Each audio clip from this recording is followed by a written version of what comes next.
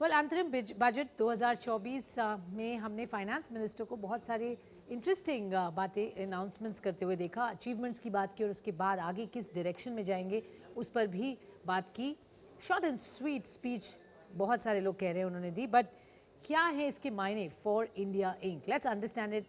I have the panel यहाँ पर मेरे साथ CII के president and chairman at TVS supply chain solutions mister R Dinesh and Chandradeep Banerjee, CB as we fondly call him, Director General at CII. Thank you so much, आप दोनों का स्वागत है। पहले तो सर मैं आपसे जानना चाहूँगी, आपने कैसे इस स्पीच को अगर समराइज़ करेंगे तो आपको सबसे अच्छी बात क्या लगी? सबसे अच्छी बात है कि इट इज़ कंसिस्टेंट। जी, जो फोकस ऑन कैपेक्स और इंफ्रास्ट्रक्चर जो पहले किया था और उसके बाद कॉस्ट ऑफ डूइंग बिजनेस में लॉजिस्टिक्स का जो फोकस PM गतिशक्ति का, railway connectivity and equally important ये जो इक्विटेबल ग्रोथ के लिए, बिल्कुल। तो विमेन के लिए, फार्मर्स के लिए जो रूरल इकोनॉमी का डेवलपमेंट का फोकस था वो भी उसकी डायरेक्शन दिया है। तो मेरे लिए ये डायरेक्शन देने वाला इंटरिम बजट है। ओके, डायरेक्शन देने वाला इंटरिम बजट। सी भी आप आई एम श्योर एको कर रहे हैं जो इन्होंने कहा, बट कुछ और आपको जो आपको बहुत पसंद आया और आपने एक्सपेक्ट किया था ये एड्रेस होगा? So, एक तो the increase in the capex, while we could have asked for more, always वो तो होते रहेगा. लेकिन I think the finance minister's focus on increasing capex, and within that the quality of capex, I would think that it's just not the physical infrastructure, but the social infrastructure which got included, really appreciable. And the second point was the entire prudence that one has seen in the budget, the fiscal prudence, so to say. This is very important. And third, of course, is the inclusivity that one has seen in the budget. Rural economy, women, healthcare. I think these are very important factors. So I think that makes it the interim budget vote on account. While it is so, but at the same time, we took, we could really leverage an interim budget so very well. Okay, so overall industry definitely खुश है, जो आपने सोचा वो आपको मिला और एक डायरेक्शन, एक कंसिस्टेंसी दिखी। लेकिन कुछ एरियाज या स्पेसिफिक सेक्टर्स या कुछ अनाउंसमेंट जो आप एक्सपेक्ट कर रहे थे वो नहीं हुए, ऐसा कुछ हुआ है सर? हम एक्सपेक्ट करने वाले, I mean you can always expect everything and anything, but interim budget में जो कुछ करने का है वो कर चुका है। कर चुके हैं। And she very clearly said जी कि डायरेक्ट टैक्सेस इनडायरेक्ट टैक्सेस अभी बातें नहीं कर रहे हैं, वो मेन बजट में होगा, तो we have to wait for that. Okay. So I don't think there is any area where and sorry, to add to further to that, I mean, she has even touched many of the new age sectors. If you look at it, she spoke about focus for the transition for MSMEs, जो sustainability का transition का है, digital का transition का है, उसका support कैसे करें, और most importantly, don't forget, she has taken 1 lakh crore investment जो support करें प्राइवेट सेक्टर को इनोवेशन करने के लिए. So that's a very big announcement in my view that establishes India's और will establish, continue to establish India's leadership in innovating and being the best low cost economy. Fair enough. तो ये तो कहा sir, एक चीज़ जो बहुत अच्छी लगी लोगों को, फॉरेन डायरेक्ट इन्वेस्टमेंट नहीं but first develop India. I think ये इंडस्ट्री के लिए एक बहुत बड़ी बात है, क्योंकि जो डोमेस्टिक प्लेयर्स हैं उनको यहाँ पर एक अपॉर्चुनिटी मिलती है. तो इस पर अगर सरकार फोकस करती है, इसके क्या मायने और आप इसको कैसे रीड करते हैं? मैं इसको कई रूप से देखता हूँ. एक तो जो बजट में हम देखे हैं द फोकस जो क्लीन अप का है. एक बात देख लीजिए, टैक्सेशन में हम बोल रहे हैं कि we did not see much of changes in rates of taxation, which is fair because it's an interim. But if you see, a cleaner system of taxation is a very important thing. As ease of taxation as common, as individuals, when we are working in the tax system, it's so much easier for us. So it's good. In the survey जिन्होंने finance minister ने mention किए थे, हमने भी एक survey जो किए थे, जो feedback आए थे industry से और industry में जो employees हैं उनमें से, कि it's so much easy and faceless. Easier. So that's one way. So the softer systems are becoming clean. The second, I really liked one important focus was on tourism. She mentioned about island tourism. and domestic tourism.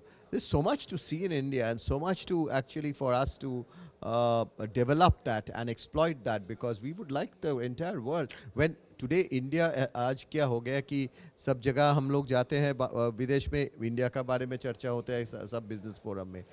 India कितना develop कर रहे हैं, India का growth rate कितना हो रहा है, India में इन्वेस्टमेंट अपॉर्चुनिटीज़ कितना है, आपको मालूम है सब जगह पे हम आप और हम कहीं भी गए हैं कि। लेकिन अगर आप वो लोग आके देखें यहाँ पे हम लोग कैसे चेंज हो गए, हमारे इंफ्रास्ट्रक्चर कैसे चेंज हो गए, पीपल टू पीपल अट्रैक्शन। अगर विदेश से लोग हमको हमारे यहाँ पे आए घूमने के लिए और उसके लिए हम प्रस्तुत हो जाए, तो वो भी एक बहुत ही so there are many changes which are directional in the budget that we have seen in this interim budget, very important for a long term Indian perspective. Sure. So long term perspective देखते हुए अब हम जब main budget की बात करेंगे तो आपकी जो I think that's a sense I get कि सीआई ने जो रिप्रेजेंट किया था बहुत हद तक सरकार ने उसको सुना, उसको लागू किया। इनफैक्ट लास्ट बजट हमें याद है हम कह रहे थे कि सारे recommendation I think by and large accept हुए थे।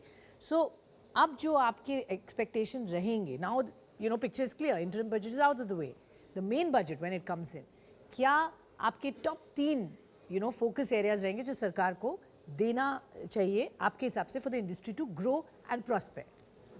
सो देखें तो अभी जैसे मैंने बोला था कि एमएसएमई का फोकस अभी किया है, सस्टेनेबिलिटी का फोकस किया है, तो हम जो रिकमेंडेशन दिए थे वो जीएसटी में 3 टायर बनाने का, करेक्ट, तो वो बजट में नहीं एड्रेस करेंगे, लेकिन उसके बाद उसकी देखभाल करने का वो भी फर्दर सिंप्लीफाई करता है।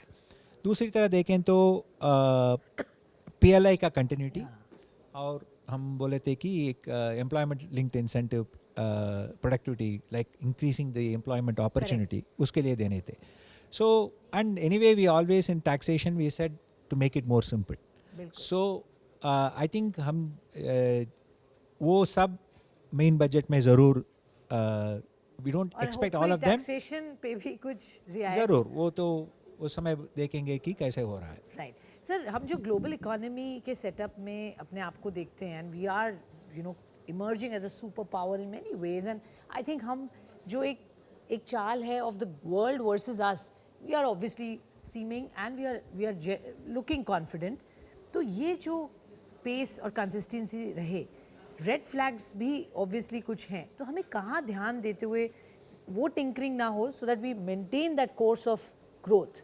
क्या आपको लगता है, because we are in a increasingly globalized world and we cannot be in denial in that sense? So I would like to आपका बहुत ही important question है और मैं तीन भाग में करना चाहता हूँ।